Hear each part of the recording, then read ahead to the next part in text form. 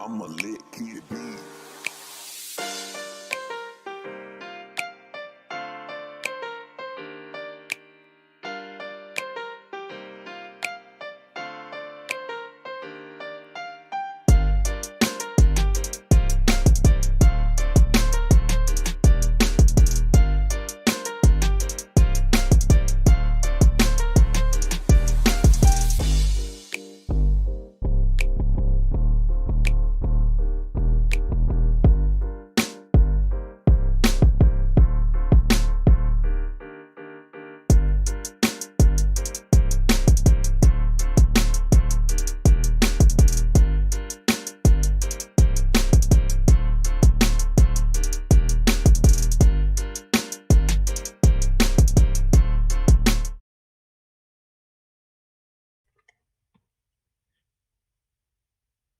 Hey, so we're going to go ahead and get started. So hello and good afternoon, everyone. Welcome to the biannual Startup Exchange Fellowship Pitch Competition. So although we're still in a virtual format for the semester, the fellowship team is excited to host a fantastic event for you all today. My name is Ravant Tirvidi, and I'm the director of the fellowship program at Startup Exchange. And Startup Exchange here at Georgia Tech is the largest run entrepreneurial community in Atlanta. And we inspire and try to help students develop their ideas through our network, our founders, speakers, and various resources around Georgia Tech. See, over the years, as an organization, we've realized that there's a great deal of interest around student startups in our community. And we wanted to take our efforts and use it and take one step forward by helping students with their ventures. So here at Fellowship, we're just doing that exactly. For the past 10 weeks, our 6 Georgia Tech teams have been working hard to bring their ideas to life. And today, they're here to present their startups and share with you their vision of their ideas. And so with this pitch competition, we'll go ahead and get started with introductions from our judges today. So first up, Zach Braun. Hey everyone, I'm Zach, currently CEO, co-founder of FireHUD. FireHUD is a startup out of GT. We actually won the Inventure Prize back in 2016. And since then have raised about $2 million from government contracts and grants focused on the military and helping firefighters. I also have 2 degrees from GT, bachelor's in computer engineering, master's in computer science. So looking forward to bringing that experience here. Awesome, really excited to have you here, Zach. Blanca? Hey everyone, my name is Blanca Catalina Garcia. I am an entrepreneurship and innovation educator here in Atlanta. I also have a business where I help build incubators, accelerators, and entrepreneurship education programs. It's called BCG Innovation. I recently joined the ATDC team as part of a project through Georgia Tech called the Business Growth Hub. So I'm actually in a very interesting role as MBDA at ATDC Startup Catalyst.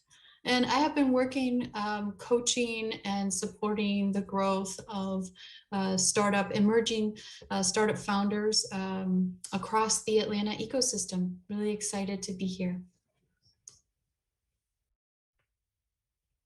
Awesome, thank you, Blanca. And Ninad. Yep. Hey everyone, Ninad Balachandran. I am a senior consultant at Deloitte Consulting. I work in our strategy practice. I started at Deloitte right out of college. I went to Georgia Tech and studied mechanical engineering, and been with the firm for about 5 years now. And primarily, across different industries, primarily focused on working with kind of C-suite executives to help them think through and strategize how to transform their business models by adopting new technologies and kind of driving corporate innovation. So slightly different background than some of the other judges, but look forward to bringing that perspective from a kind of corporate innovation side of it, and hearing the rest of the pitches today. Awesome, thank you, judges. And we really appreciate your experience, your expertise. your wide scope of perspectives, and of course, your willingness to come to our event today. So really for next steps, I'll kind of go through and brief through what we're going to be doing today, and we'll go ahead and get started with the pitches. So first off, we're going to go through our 6 different pitches. Each pitch is going to be anywhere from 3 to 4 minutes. And then after that, there'll be a brief Q&A session from the judges for about 2 to 3 minutes. And the judges ask questions to the teams and the founders just to kind of clarify or have any feedback about the pitches. And then after the end of the 6 pitches, we'll move into judges' deliberation. So judges will take some time, kind of go through their scoring, their feedback, and just the rubric that they have. And finally, we'll announce the awards at the end of the program at the event today. And furthermore, we also do have People's Choice Award. So just based on the voting from our audience, we'll also have a declared winner.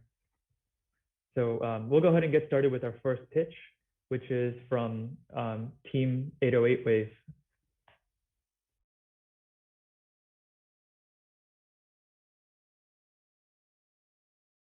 How's it going? My name is Beck from the 808 Wave. And let me ask you this. What do you see in this building? What do you think it is? My friend Abhi and I used to walk past it all the time as we got food in Home Park. And guess what? We found out it was famous Patchwork Recording Studios, where some of your favorite artists, 21 Savage, Mariah Carey, Rick Ross, all have recorded some hits. Did you know that there's over 300 studios in the Atlanta area? However, the average music creative only knows about 2 or 3, and that's usually through word of mouth. Here's Pally Ray. He's an artist in the Atlanta area, and he has over 20,000 monthly listeners on Spotify. So as a price-conscious independent artist, he's looking to book studio time and get his game to the next level. Currently, he's going to go on Google, he's going to find studios nearby, and he's going to see a couple of results on the web pages. He'll see a website that hasn't been updated since 2016, or he's going to see a website with no pricing information. There's going to be no studio floor plans, no equipment, or he might see some of that, but improper contact information. He tries to reach them, doesn't work. It's very disconnected. He really wants to see who the engineer is at those studios and book studio time directly. He doesn't have time to waste, and he needs to know the best price. On the studio side, there's a lack of automation. For example, a lot of these studios haven't updated their website in years, and a lot of them rely on existing clients when they start out. However, with COVID, it's been much more difficult to sustain those clients, and they're looking to tap into new resources coming in. So what is 808? 808 provides a marketplace where studios can add their listings, add their pricing and availability, and most importantly, their engineers as well. That gives the ability for music creatives to book directly on the platform and see which studio best fits their needs and their price. So how does it work?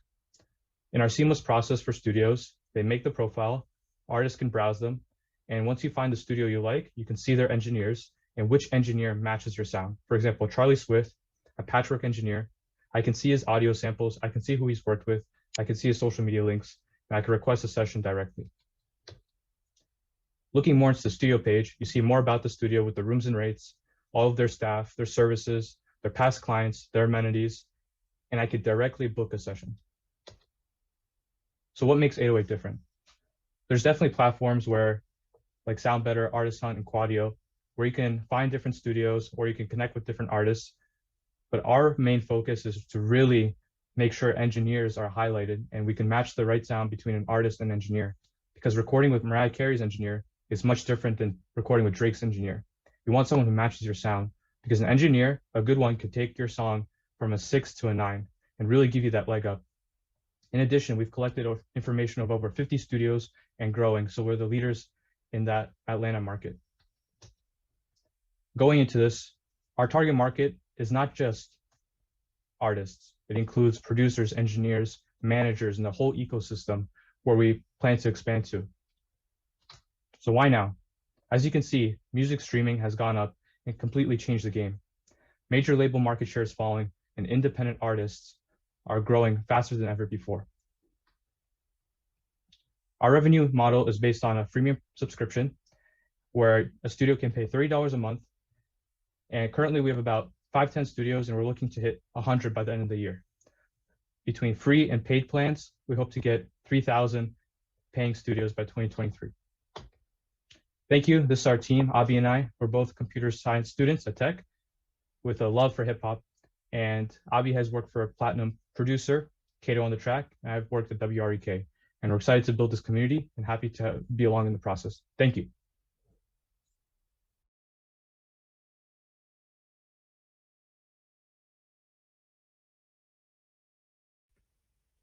Awesome. Thank you, Team 808 Wave. So now we'll move into our first round of Q&A. So judges, if you have any questions. I have a question. I have a question for the 808 Wave team. I'm curious about the decisions that you made around the features. And can you just dive in a little bit more into the pain point of the studios and what you're thinking around sort of the pricing? And I'm just curious about what your insight is there and why they would be wanting to use your app. Awesome. Thank you for your question. From an artist perspective, it's a very disconnected industry where if you want to book a studio, it's usually through a friend you know. And there's no one place where you can compare all the pricing. As we were talking about from the studio side, a lot of them rely on the connections that they have when they start the studio. And these studios, especially during COVID, they've been looking for new clients to tap into because it's been slowing down. And the biggest thing with the studios is the lack of adoption of technology. This is a whole problem in the music industry, but specifically for studios, a lot of them don't have the most updated websites. And the biggest thing that we found is the automation of booking. For example, you've seen services like Calendly, Square. There's almost nothing like that for studios. So what do you see your platform as being a solution specifically for that, for sourcing or more for coordinating the artists? It would be for both. Our goal is to have a directory of all the mixing engineers, mastering engineers, security videographers, and all of those can charge services. But our initial target market to get these engineers is to go to the studios because the studios are the home of all the engineers.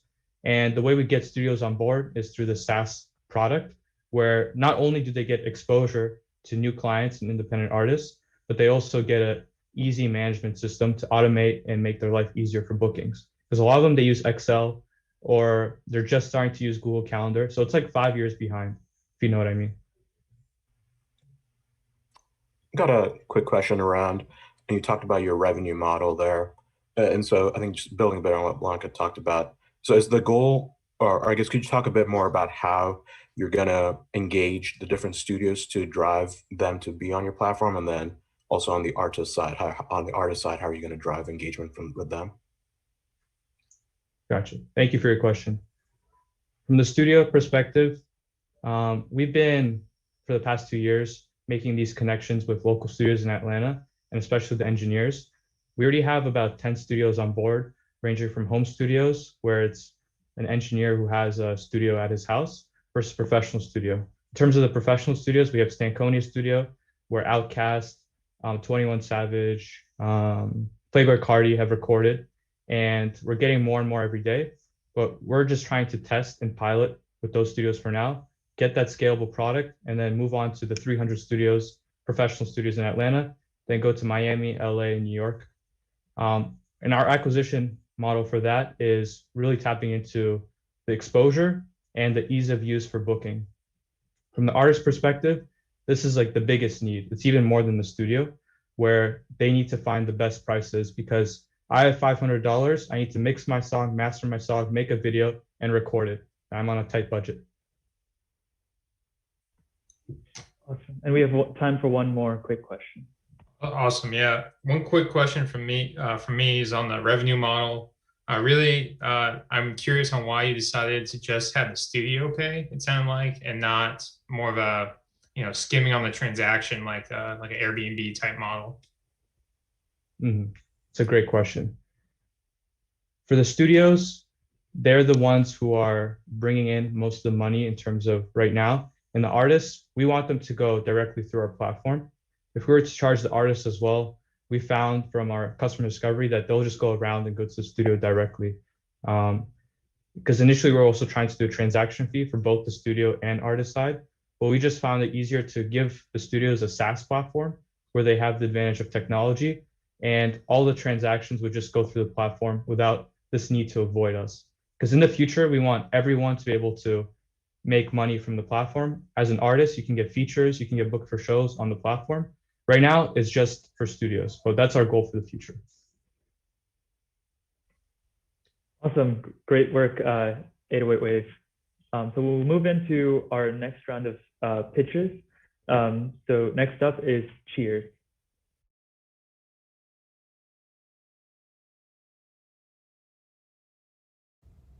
Imagine a world where people are more intentional in friendships, where we spend less time on social media and more time actually socializing.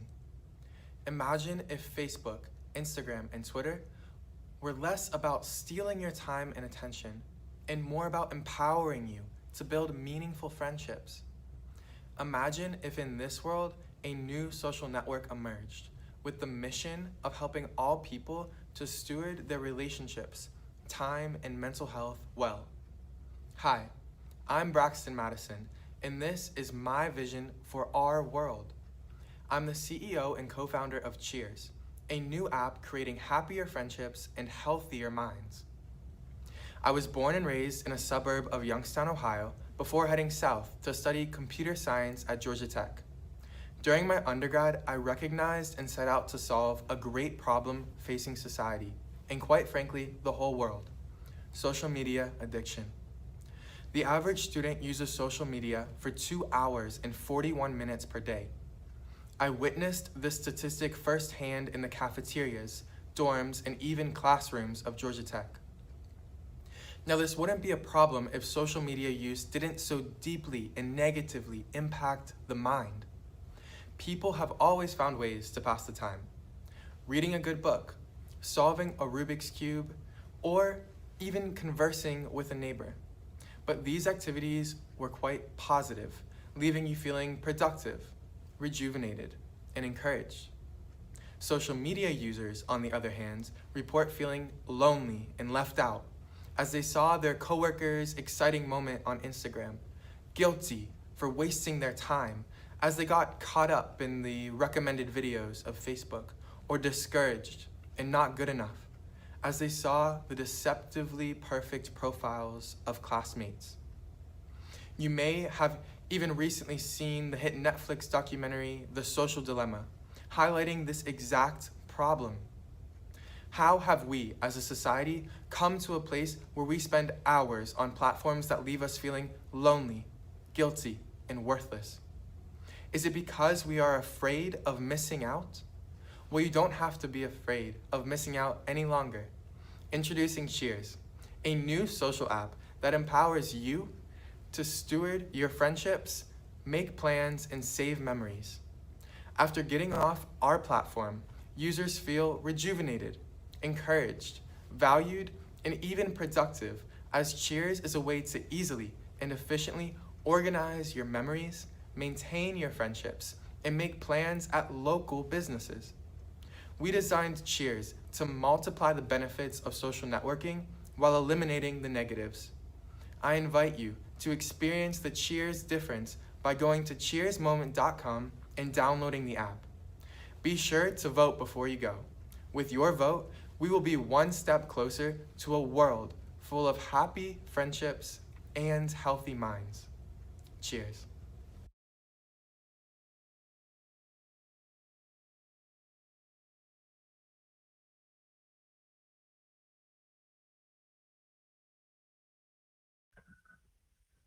Awesome. Great job. Cheers. And now I'll give it to the judges to ask any questions or give any feedback. I have a question. Sorry, guys. I know I keep up. Promise I won't be the first on the next one. Braxton, great presentation. Thanks so much. I wanted to ask you, one of the difficulties with getting people off of a social media platform and onto something new is because everybody's already there. What would be an incentive that you could set up, or have you thought about sort of that behavior change element? How could you get people on your platform rather than just doing something like that on existing platforms? Absolutely, that's a great question. So how we solve that problem is by creating value for the user as soon as possible. In fact, we start creating value for them before they get on the platform. So their friends can create these curated timelines of their friendships and then attach that person's phone number to those timelines. So as soon as the new user downloads the app, there's already a bunch of content there that their friends have posted with them, and they start getting value immediately once they start using the app.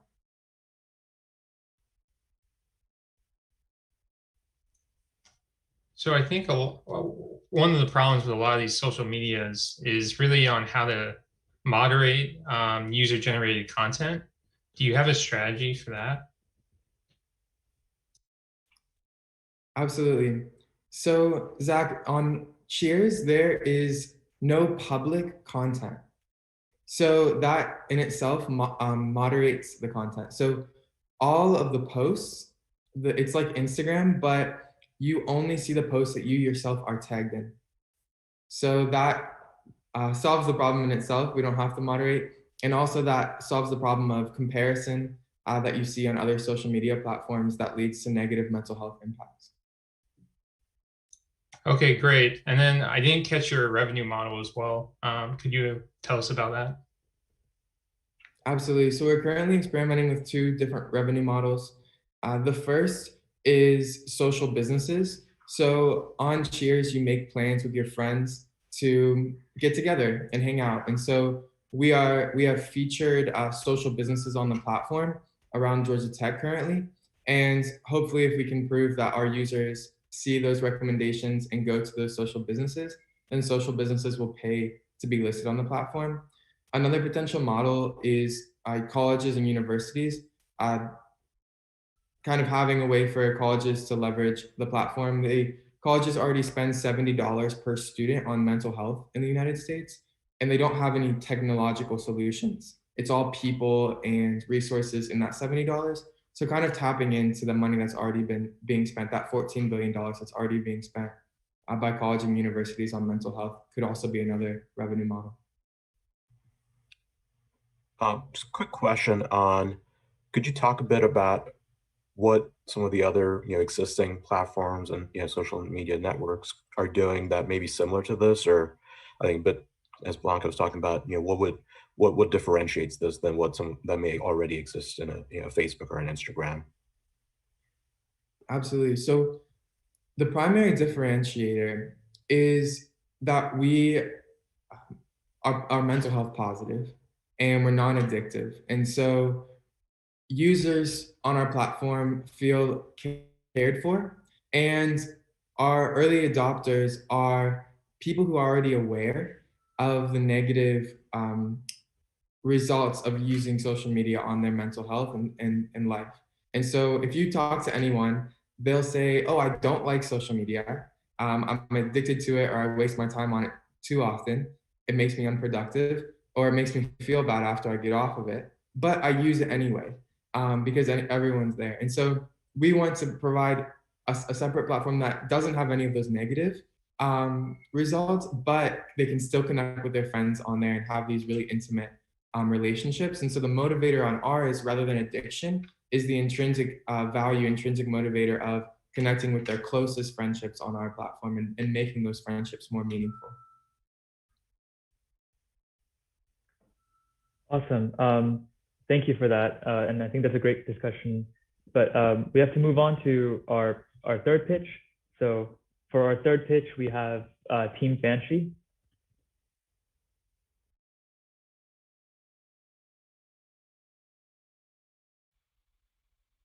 Hi everyone, my name is Asha Redhead, and today I'll be pitching Banshee, where it's everybody's game. So what's our problem? Right now, there's no virtual substitute to the stadium or arena experience. And to give this idea the consideration it deserves, let's take it back a year or so where the world stopped, and let's assume that that didn't happen, and everyone still had some sort of experience, however small, interacting with actual human beings in person. That considered, you might remember this, a stadium or an arena which you would attend a game and root for your favorite team. Described as a once-in-a-lifetime experience by many fans, you may be in the lucky minority that has attended 2 or 3 games in stadium in your lifetime. However, this may be your reality. This is a more familiar scene for many of us. In fact, this is me. Well, not actually, but in early January, I did sit in this dorm room, eyes locked on my computer screen, and watch as Lamar Jackson of my favorite team in the Baltimore Ravens rushed for 48 yards to come back from a 3-10 deficit, eventually earning their first playoff win in the Jackson era. In the least, I was pumped. I was excited to see my team win. I was excited for their future. I was happy that the doubters and the haters had been silenced, but I couldn't help but feel a bit robbed. There was no one around me to share my excitement with. My friends weren't fans. My roommate wasn't interested. And my sister's sports knowledge extended to that bandwagoning. So we won the game, but my experience was flat.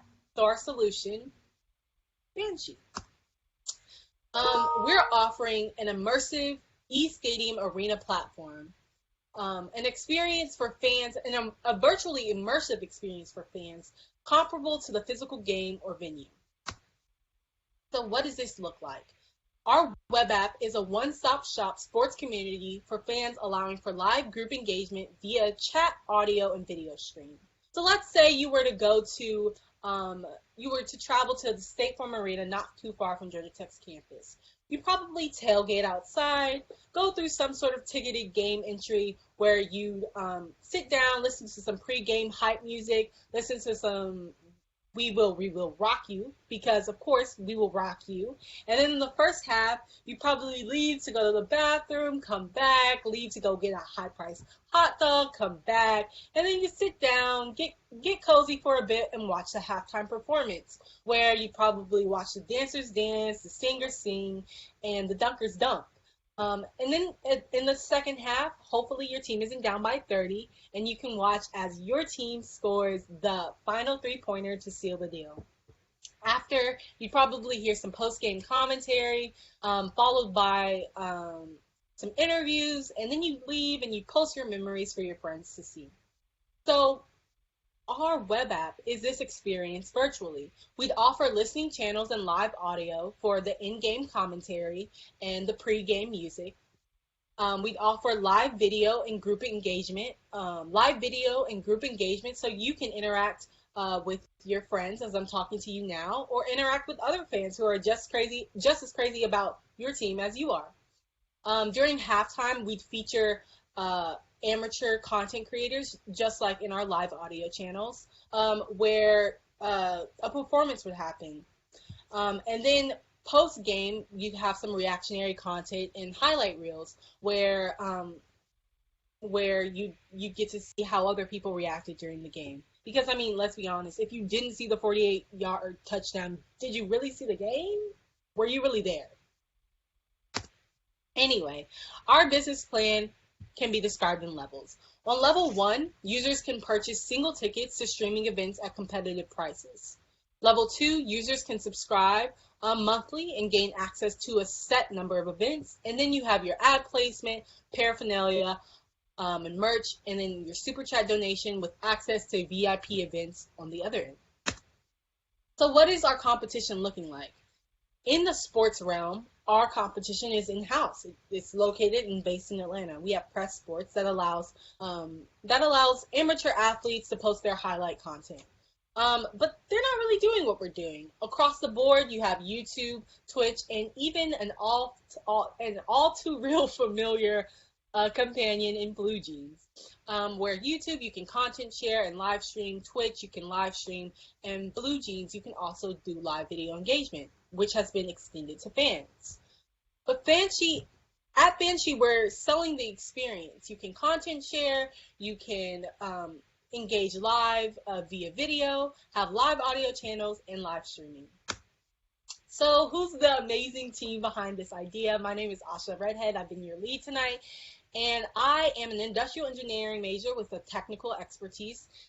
And I'm really a diehard Ravens fan. That was really me in the beginning. And I want to offer a platform, and we want to offer a platform for fans similar to us, for fans that just want more than a 2D experience. Thank you so much for taking the time to listen to us today. I look forward to hearing your feedback and adjusting from there. Thank you so much.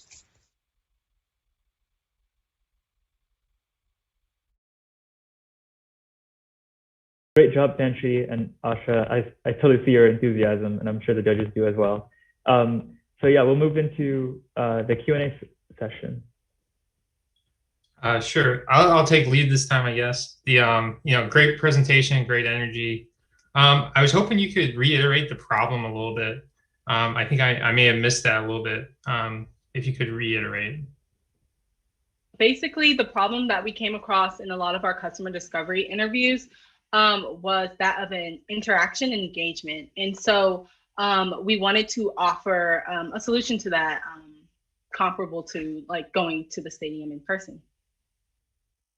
And that's because you think that stadiums are a thing of the past, or exactly why? Mm-hmm. I don't think that stadiums are a thing of the past. I think that in moving in this virtual world, fans deserve to have like an equal experience, no matter if you're like you bought a ticket to the stadium or if you're just at home by yourself or at home with friends.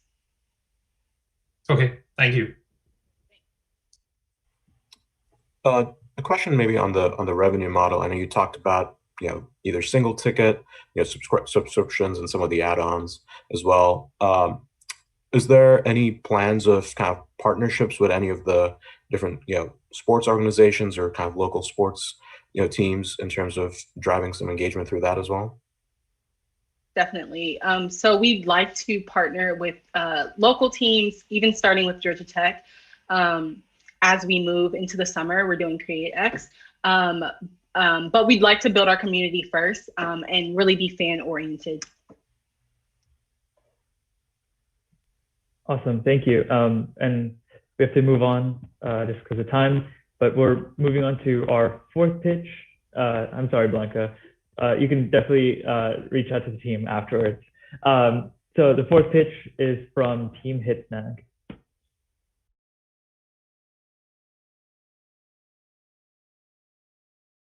Hi everyone, we're Hitsnag, shortcuts to your favorite productivity tools. So imagine this, you're a project manager working on your latest undertaking. You're juggling Google Calendar, email, Slack, Trello to stay productive. However, you find yourself stopping what you're doing, searching for that file or app to get things done. And you might email yourself or Slack yourself or throw it in the nearest notes app for later, but that gets cluttered super quick. According to an IDC study, professionals spend nearly 5 hours of time a week on average looking for documents. Breaking flow costs individuals, teams, companies valuable money and time. There are over 16 million project managers also worldwide, and they have simply too many apps but too little time. Here's our solution, Hitsnag. Simply put, Hitsnag is a universal notepad into your favorite productivity apps like Notion, Trello, and Google Docs, straight from your email to keep you focused on what's important.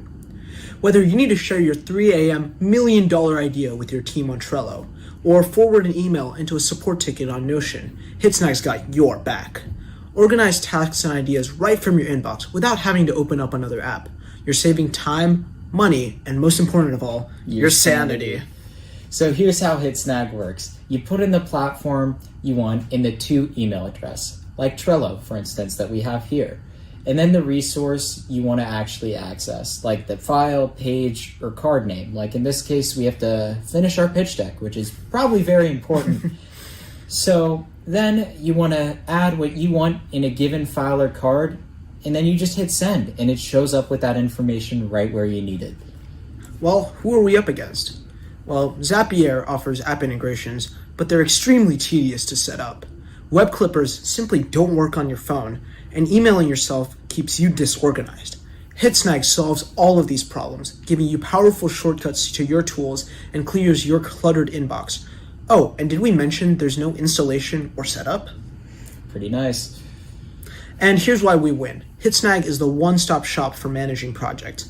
Basically, the more productivity apps that there are on the market, the more apps we can integrate with, and the more capable our software becomes, which isn't something our competitors can really claim. We're also targeting early and mid-stage startups, particularly those which are looking for a competitive advantage. And we know we're right for the job, since we're two technical co-founders with a Rick Astley-style never-gonna-give-up attitude. And need we say more? And we're moving pretty fast. We launched our MVP and have a couple paying users, and we're in the middle of customer discovery right now. We're eager to integrate as many new APIs as possible, set up a multi-platform experience so you can send from any communications platform like Slack, SMS, or even your voice assistants like Siri. Then we plan to improve our backend to handle the most complex of requests instantaneously and simultaneously. We are charging $3 per month right now for our basic users, and then premium pricing for larger teams. We plan to hike the price as we add up more app integrations. The whole impact is simple. Millions of people automating their workflows, spending less time looking for files and apps, and spending more time on focusing on their passions, spending time with family, and doing what they want. So here's a bit more about us. Failed comedians? That's us. I started my first business at 14, and ever since, I've built projects used by hundreds. I'm the chief emailing officer of HitSnag. Hi everyone, my name is Yash, and I worked at NASA for a few years, but then I realized that startups were a heck of a lot cooler. So now I'm the chief typing officer at HitSnag. Thank you all so much. We're going to leave you with a picture of Kona, who's our chief happiness officer. And please, yell at us. We need PMs, sales, coders, and much more for user interviews. We'll give it to you for free if you just yell at us and give us some feedback. See ya.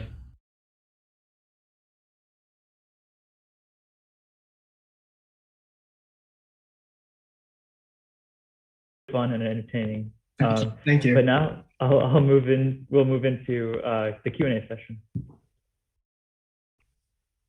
So great presentation, guys. And I got to tell you, I see a lot of pitches, and making people cry and making people laugh is a great way to make people remember you. So good job with that. So I guess I'm a little bit, in terms of your product, so how do you manage those integrations? I mean, I'm sure that's a complex answer, but just thinking about when you talk about the more apps are out there and more things people are using, just wondering how you're interacting with that and what's your plan around that?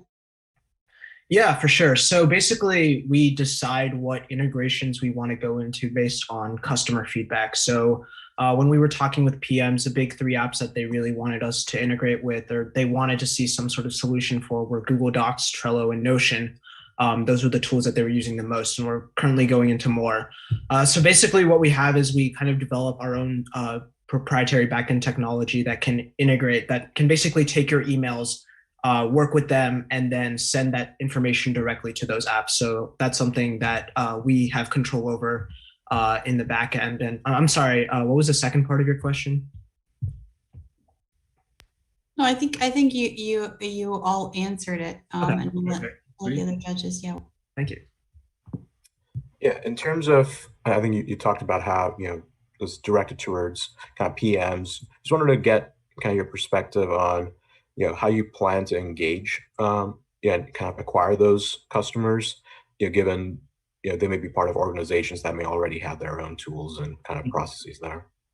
So big thing is with customers, there's actually a bunch of subreddits we can go to, and people have actually tried to make this solution for themselves. So they're always have notes there. They're trying to send things to where they need it to go.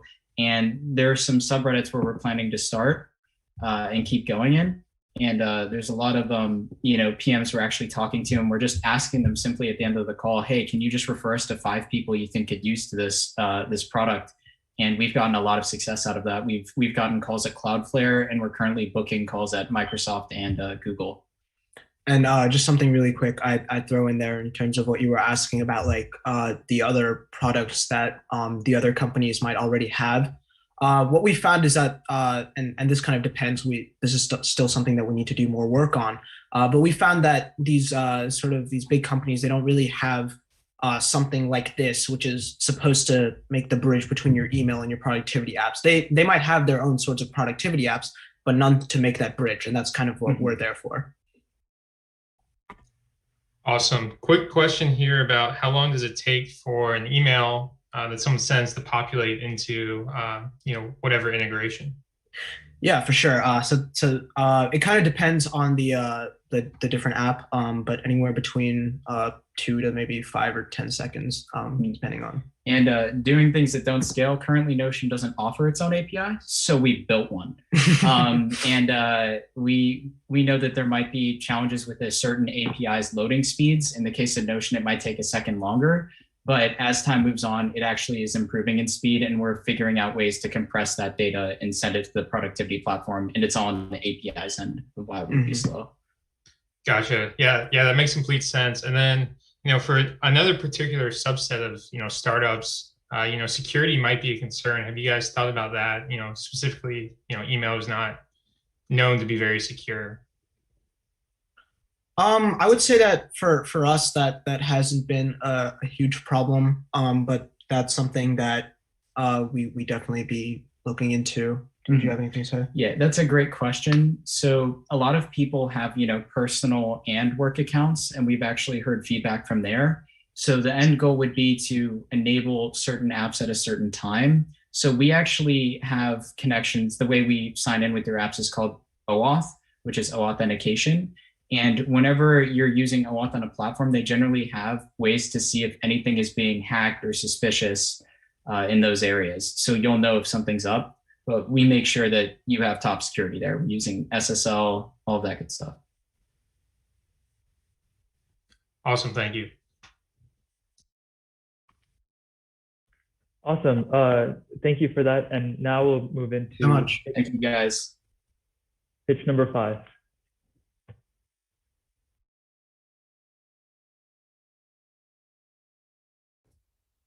Hello, this is Qi Xuan from Team Insights. Thanks for giving us this valuable opportunity to share our idea. We are working on the idea, we call it Insights, the insights from intellectual property. Universities and research institutions are fertile ground for inventions that can potentially change the way we live. Georgia Tech alone has filed about 10,000 patents in the past. However, having an idea or an invention, even revolutionary one, isn't enough. Universities and research institutions need help growing and advancing those discoveries to a final product or service. During our customer discovery interviews, we find that now universities are trying even harder to smooth the way for their discoveries to be shared and sold, as they are now facing state budget cut, enrollment declines, and other financial challenges. If universities can succeed in turning research into products, then the money from the commercialization would provide good support for the future research budget. In the business world, patents are critically important to any kinds of industries, particularly those rely on technology and innovation. OneTrust, the #1 fast-growing company, a private management company based in Atlanta, when we talked to CTO of OneTrust, he mentioned they have been constantly searching for patents in the privacy field available for licensing from universities and research labs.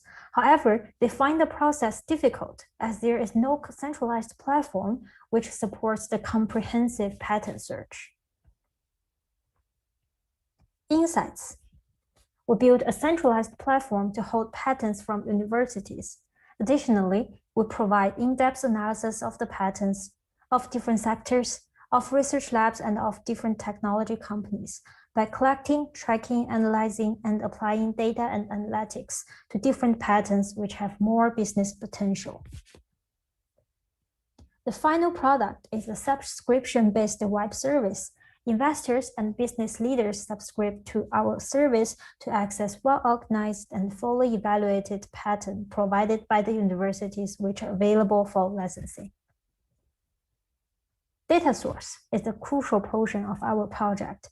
In order to carry out high-quality analysis, we prepare the comprehensive and unique data sets, including patent data, historical stock prices, latest news, and data from social media.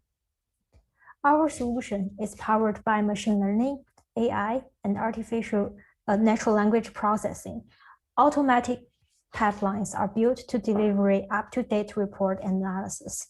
Web-based service allows easy access for the broader community. Therefore, we are developing a platform, a centralized place to hold patents and in-depth analysis. The platform promotes the connections between the investors, the business leaders from the business world, and the patents from academia. Everyone involved will gain benefits. For universities, the platform can publicize their patents to attract investors and enable commercialization. For business world, the investors, the business leaders, they have an organized, comprehensive, and detailed database to search for patent they want. We're currently a team of 2 who wants to transfer ideas into opportunities. So this is Insights. We provide a dating service for patents and investors.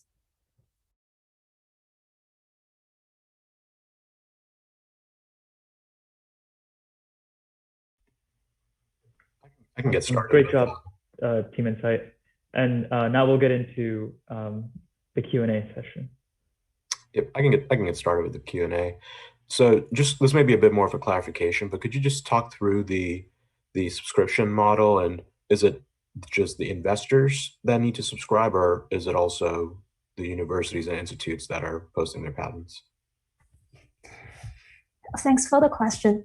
At the beginning, because the patent information are publicly available, so we can grab patent from universities freely, for example, from USPTO or Google Patent. So at the beginning, we probably don't need to ask for fees or money from universities in order for them to post their patents on our website. But at the beginning, we would like to have investors or business leaders as paying customers. They subscribe to our system, but eventually, as we have some success stories and as we have some larger customer base, we would like to also involve universities into this cycle, which means if certain universities pay for some posting fees, then we can promote their patents. For example, if investors in electric vehicle field, they search for patents in this specific field, and for patents which are from paying customers, we can add more analysis to it to potentially make it more pop up for the investors. And that's our long-term goal. Awesome, thank you. I'm curious about, have you thought about how this could interact with government contracts and that funnel? That's to be honest, we haven't thought about that yet, but we did hear a lot from university licensing officers. They mentioned a lot about how they want to promote this patent transferring, and also some government.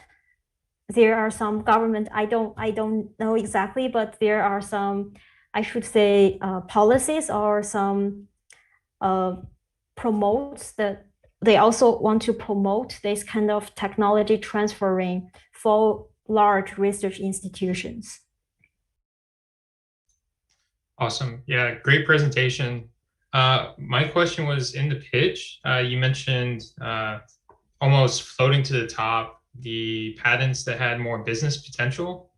How do you plan to measure that? Thanks for asking this. So as we mentioned, we collected tons of data, not only patent data, but also social media, news, and financial reports from big companies. We had developed some, I should say, algorithms or evaluation matrix ourselves, and we tested with Bitcoin.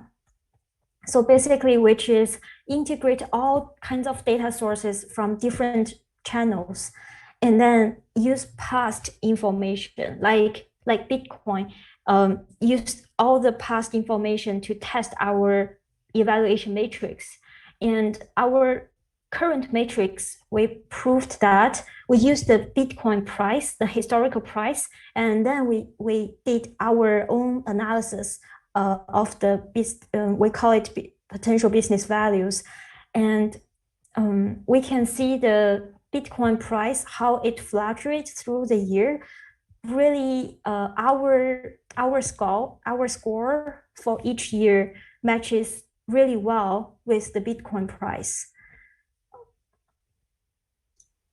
Gotcha. That makes sense. Yeah, that's pretty cool that you're taking all those different sources. Like you said, though, it seems like it correlated to the price very heavily. I'd be curious what just overall, using like Pika or something like that, what the overall variance is per each thing coming in.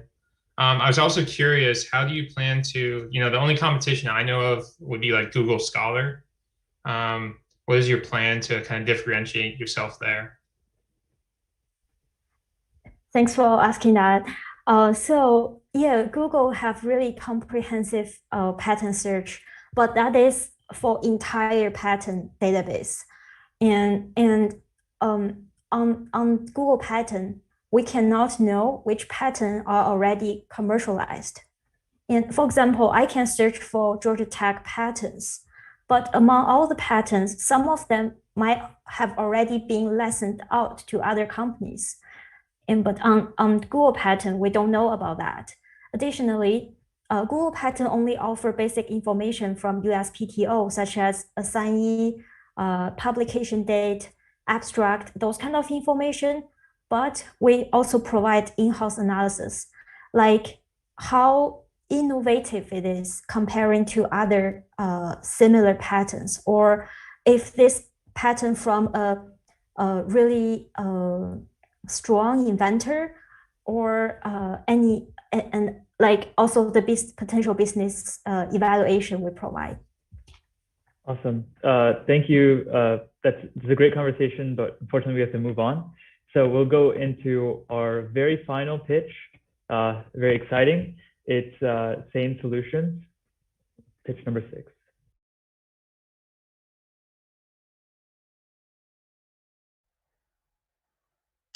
In my research, I'm interested in organics and rocks. And so I do Google searches for that sort of thing. And if you do that, what you'll find pretty quickly is it depends on what keywords you use, what results you get back, what papers, what analytical techniques, what results you get. And what I'm interested in is not particular fields. So for example, believe it or not, petroleum industry has a lot to say about organics and rocks. That's where oil comes from. I'm interested in the space between them. So the same reactions that occur in space rocks happen in ground rocks. And I want to know about that context, about that interstitial space, not what a field knows, whether that's meteorites or petroleum industry, but the gaps between them and the connections between those two fields. Right? And that's something that is very difficult to get at with keyword searches because they use different keywords for the same phenomena. And in general, that's the issue that Sane Solutions addresses, that you get a very large number of results that aren't really connected by the context between them. Large language models don't deal well with context, and that leaves gaps between fields that might be studying the same thing but use different terms for it. And so what we do is we look at that field, whether it's researchers or publications, and we color it by the context, by the concepts that are embedded in them, so that when you do a search on that for a particular expert or a particular kind of publication, then you get clarity. You get a result that makes sense based on what you wanted, not just on the words you used, the terms you used. And that sort of search is very different in that it brings context at the base level. Before you ever type anything into the box, there's context built in. And that helps to bridge individuals and fields, which is something that almost everybody we talked to during customer discovery was interested in, and has led us to launch a pilot program with the Department of Chemistry and Biochemistry this summer. And outside of that pilot program, it's a very large market. So there's about 4 million academics, depending on how you measure it, in the US who would be interested in knowledge discovery systems of many institutions. But that's not just academic institutions. If you also include research institutions like GTRI and industry, research, national labs, that number gets very large very quickly. And what we offer them is a customized service based on their interest, based on their publication histories and their area of focus for finding recruits, finding faculty, finding experts in the field, finding collaborations, and in their inbox, giving them state of the field updates on fields that they're in and fields that they're interested in, a place that companies would be interested in advertising. We build all of this system on 2 primary aspects: a proprietary algorithm that does that context matching for us, and a database of researchers and institutions and academic publication histories of those researchers, which is unique in the field. We offer context on those very large data sets that's both very contextual and tailored. That's a hard thing to match and gives us a leg up on our competition. And in addition, the algorithm that we use is very lightweight as compared to the really large language models that those other competitors use. And that gives us an advantage in that it's cheaper to do the same sort of modeling as they do. And from a personal standpoint, we really understand. We're researchers ourselves and know what it's like to publish and to need to be seen. So we're first to market with a customizable set of tools and results, and a database that will only get better as we grow, and a deep set of expertise to use on that database and with our customers. We expect that the progression over the next year will lead us to be into IP and other like patent-related searches, providing context to industry and national partners. And I couldn't ask for a better co-founder to do that with. So I'm happy to take your questions.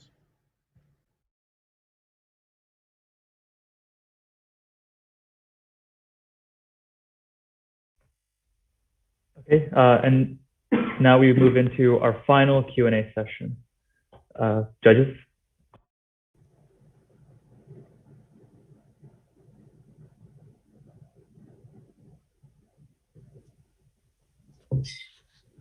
Great presentation. I'm still absorbing it, which brings me to my question in terms of thinking about you are in a niche market, so interested in how you plan to scale, and what is the scalability model for this? So you did talk about the academic market, but interested in seeing, like, I could see how you could use this in many different markets. So just wondering what you guys have thought about that. Yeah, sure. So there are a number of areas that we're interested in. I think one of the most industrially useful areas is there are experts in academia that are experts in fields that people have need for, but that matchmaking connection is hard to do. If you're an industry R&D person and you need to find a person, who do you look for? Like, what is enough expertise to solve your problem? And will any expert at any university do, or do you need somebody who's in a very particular part of a field? And that's the sort of context we're very good at, and that it's difficult to do in something like a Google search. Awesome. Could you go into your revenue model a little bit deeper? Sure. So starting out right now, we are pitching for steering committees and the sort of funding that universities have to do outreach and recruiting. We think that'll be the most lucrative model at this stage. But as we grow, we are looking at a number of different models. For example, matchmaking targeted article preferences is something that we're very good at because we have that context. And we think that's something that, as we grow our database and our word of mouth, that journals will be interested in. And then advertising in those monthly subscriptions that are being sent to people's inboxes. We think advertising will be a really high margin, low barrier to entry funding model. Gotcha. So for those like steering committees, that's like a fixed fee that you're charging them. Is that right? Yeah, and in general, it will scale with the size of the project. So for example, we'll be working this summer with here at Georgia Tech with a chemistry and biochemistry department. Their search is mid-sized, I would say. So they're looking to fill about 6 positions, and that is in chemistry, so it's a fairly narrow field. That would be, we would charge less for that than for a large company. Understood. Thank you. And this may be tied to that, but you mentioned about, I think in the presentation, in the pitch, about how it's, tailored, customized services that you offer. As you look at kind of scaling those, broader, how would that kind of scale with it? How does that evolve as well? Yeah, so that's a great question. So right now we have a database of every chemist at an R1 university in the US. And that took a set amount of time. If you extrapolate that line and assume that we don't get any more efficient, which we should, we could scrape essentially every academic in the US in about a month. So if you extend that to every industry, that's not actually super labor intensive. In general, that part isn't, cleaning the data is generally pretty hard, but getting the data is not the hard part. The scaling issue is actually the computational cost of doing modeling on it. And those large language models that Google uses, for example, are extremely expensive when you scale up. Our algorithm actually scales with the order of the number of people, not exponential scaling. So we actually don't think that in either of those cases, scaling will be very difficult. Awesome. Awesome. Thank you for that. So with that, we have concluded our pitches and Q&A session.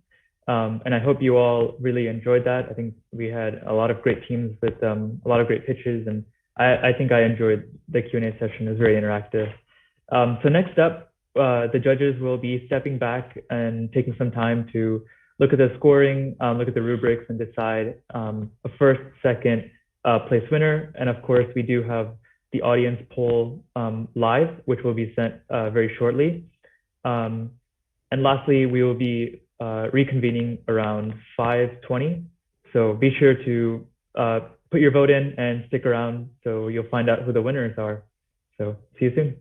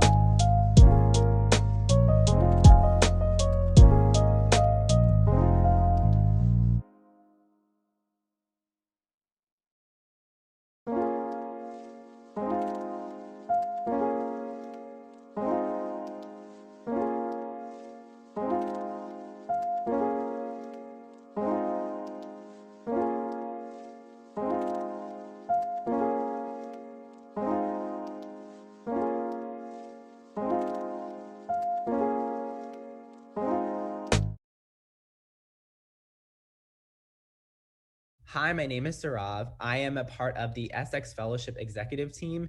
I hope you've been enjoying the pitch competition so far. I think it's been going great. I just quickly want to jump in to provide you all a quick rundown on the SX Fellowship Program in case anyone was interested in applying for fall of 2021. So what really is SX Fellowship? We're a program that centers around 3 core principles of entrepreneurship. The first being community. We really are hoping to build a community of passionate, driven entrepreneurs who really want to take their startup ideas further. The second being building out and MVPing ideas. Through this program, we really want to allow teams to get their hands dirty and start building their ideas. And the third being serving as a launch pad for students to further their ideas. So how exactly do we achieve this? We have workshops and work days that we have scheduled into the program. Workshops are a great opportunity for teams to be guided along their startup journey. This semester, we had presentations on pitching, pivoting, and creating a business thesis and more. And we bring in some really qualified speakers. For instance, we brought in Partha Unava, who was named Forbes 30 Under 30 entrepreneur in 2015. And he is the CEO and founder of Lasso.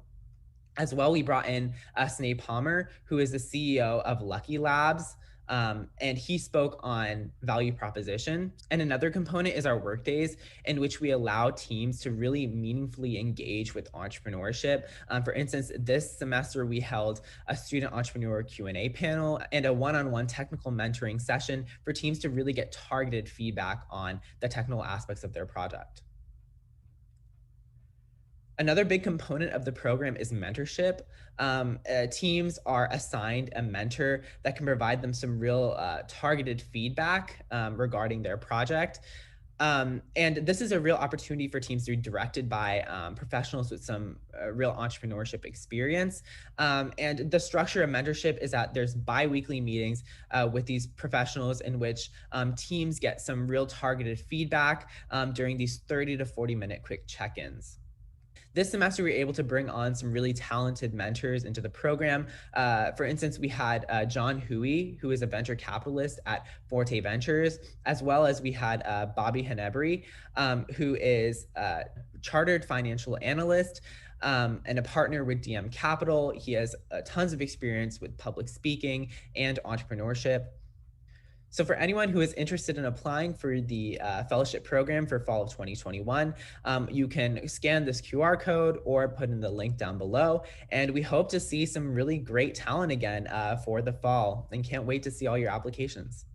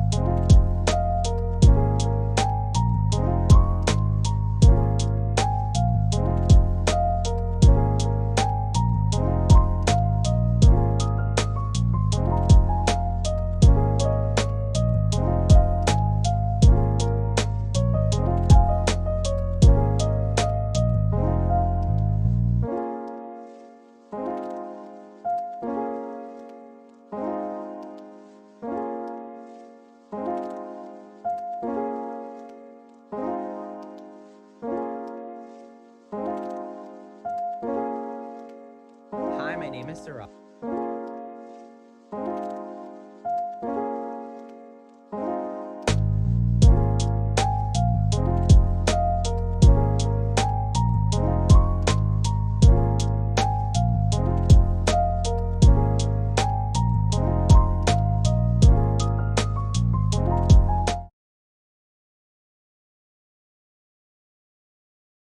Hi, my name is Sarav. I am a part of the SX Fellowship Executive Team. I hope you've been enjoying the pitch competition so far. I think it's been going great. I just quickly want to jump in to provide you all a quick rundown on the SX Fellowship Program in case anyone was interested in applying for fall of 2021. So what really is SX Fellowship? We're a program that centers around 3 core principles of entrepreneurship. The first being community. We really are hoping to build a community of passionate, driven entrepreneurs who really want to take their startup ideas further. The second being building out and MVPing ideas. Through this program, we really want to allow teams to get their hands dirty and start building their ideas.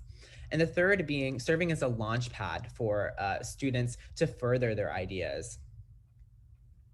So how exactly do we achieve this? We have workshops and work days that we have scheduled into the program.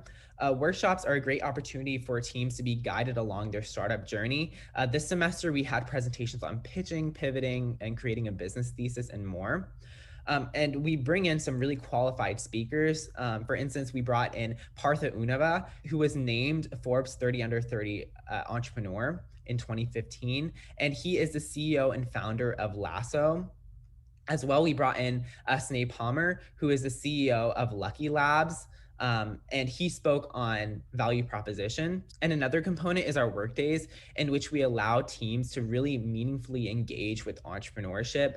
For instance, this semester we held a student entrepreneur Q&A panel and a one-on-one technical mentoring session for teams to really get targeted feedback on the technical aspects of their project. Another big component of the program is mentorship. Teams are assigned a mentor that can provide them some real targeted feedback regarding their project. And this is a real opportunity for teams to be directed by professionals with some real entrepreneurship experience. And the structure of mentorship is that there's bi-weekly meetings with these professionals in which teams get some real targeted feedback during these 30 to 40-minute quick check-ins. This semester, we were able to bring on some really talented mentors into the program. For instance, we had John Huey, who is a venture capitalist at Forte Ventures, as well as we had Bobby Henebry, who is a chartered financial analyst and a partner with DM Capital. He has tons of experience with public speaking and entrepreneurship. So for anyone who is interested in applying for the fellowship program for fall of 2021, you can scan this QR code or put in the link down below. And we hope to see some really great talent again for the fall, and can't wait to see all your applications.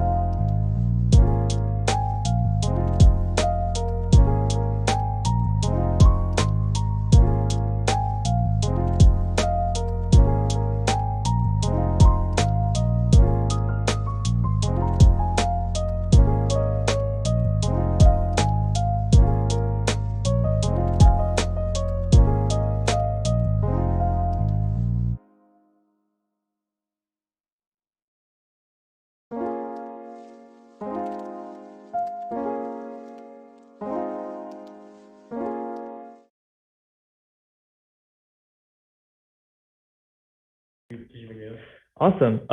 So now that we're back, we can go ahead and announce our awards. So just for the past few 15 minutes, the judges have been deliberating and kind of deciding who the winner is. The winners are. However, I do want to also say that all the teams here are winners because they all have been through this program and they've done a lot of hard work. So again, these are just numbers and these are just awards just for the prize money. But again, all the teams are winners.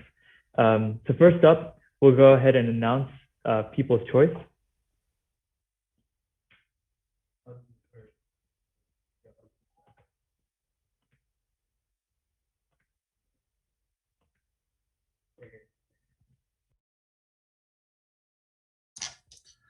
Yes, so for People's Choice, this team had awesome, enthusiastic energy, lots of team chemistry, and gave a really clear presentation.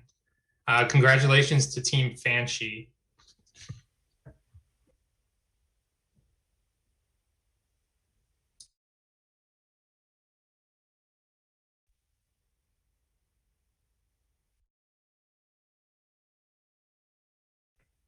Awesome job. Congrats, Team Banshee. So next up is our second place winner. And that'll be announced. Hi. So this team, this company presented a truly elegant and thoughtful solution to a problem that is not only incredibly important because it has a great market opportunity, but also because it expands the opportunity for great inventions that will have positive impact in the world. So congratulations to Team Insight. Awesome. Great work, Team Insight. And now for our first place winner. All right. So in first place, we went with a team that, again, similar to a lot of the pitches, great presentation, high energy, really were able to get to know what the problem is, what the solution is.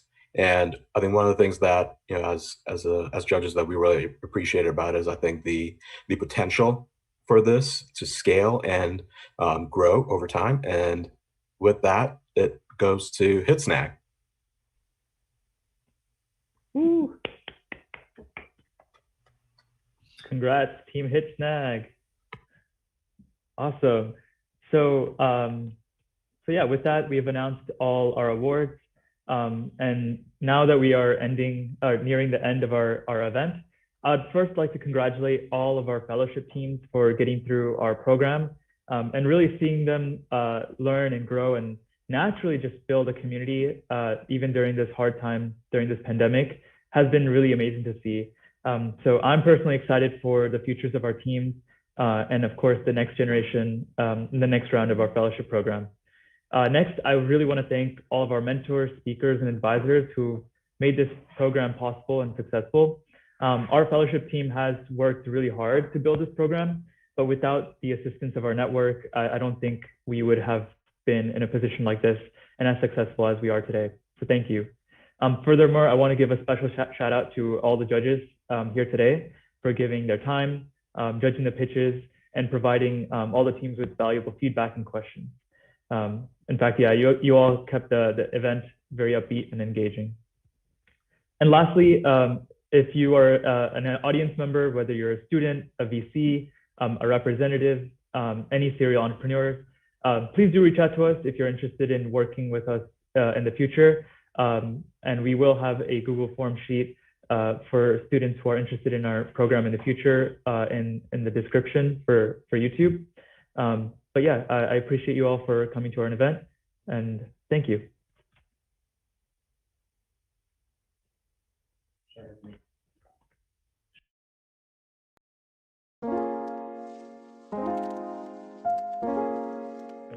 No end meeting. Okay.